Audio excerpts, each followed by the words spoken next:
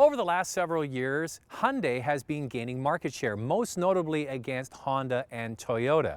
You see, Canadians look at this Korean brand for value. The trick over the last several years is to produce stylish cars, pack them with content, and sell them for less, and it's worked. With the recent introduction of the hot new Sonata and this all-new Elantra, Hyundai just doesn't want to compete, they want to dominate.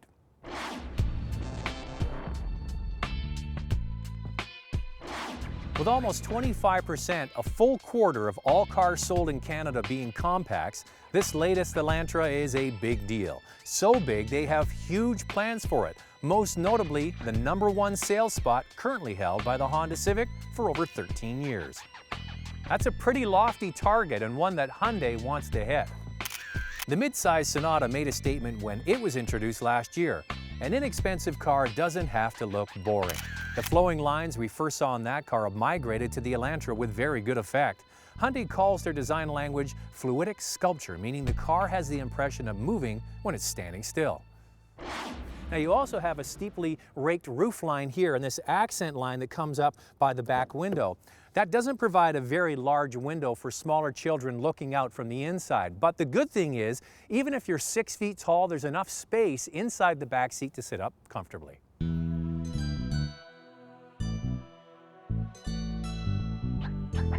The Elantra starts at $15,849 and gets 15-inch wheels. To get 16-inch wheels, the GLS needs to be ordered at $19,799, and the top limited gets 17-inch wheels for $22,699. The same plan with the Sonata is being executed here with the Elantra. Stylish car on the outside, great looking car on the inside, with a very dramatic looking center console. It has sweeping lines, it's framed with different kinds of materials, it looks elegant and upscale.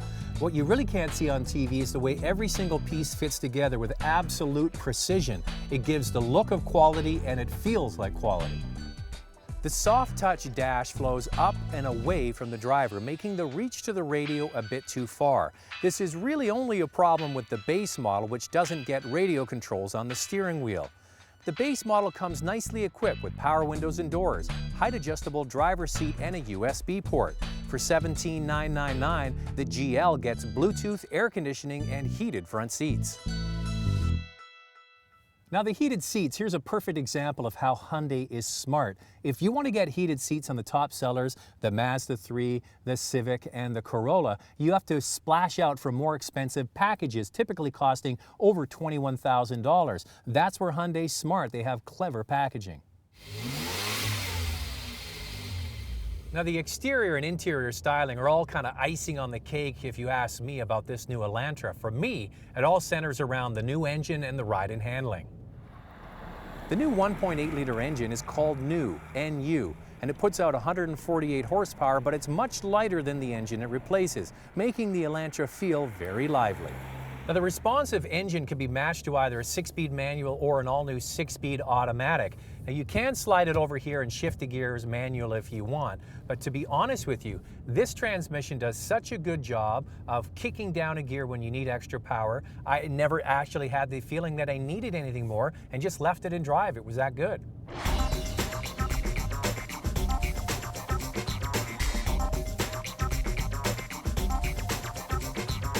Another high point is standard disc brakes on all 4 corners, providing aggressive braking, something usually not found in this class.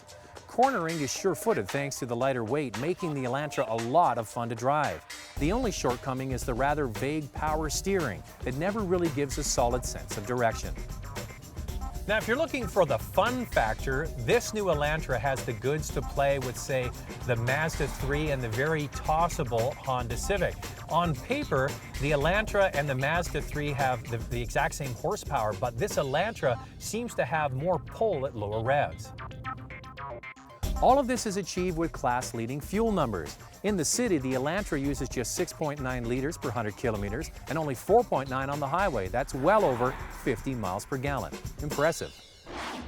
Now, regular viewers know I'm not a big fan of Hyundai seats. I find they don't go low enough for tall drivers. The thing with this new Elantra, I don't even have it at its lowest position. I actually jacked it up to get to the seating position that I like. Somebody back in Korea is listening. Thank you.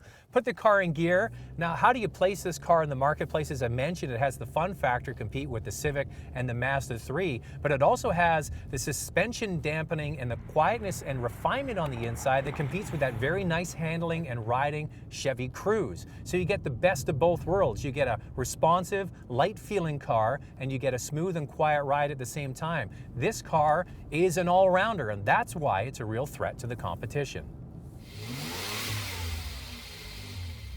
With the Elantra's packaging and Hyundai's growing brand appeal, the idea of toppling the Honda Civic might not be too much of a stretch, but I don't think it's going to happen right away. Let's check back in a couple of years. It might be a totally different story.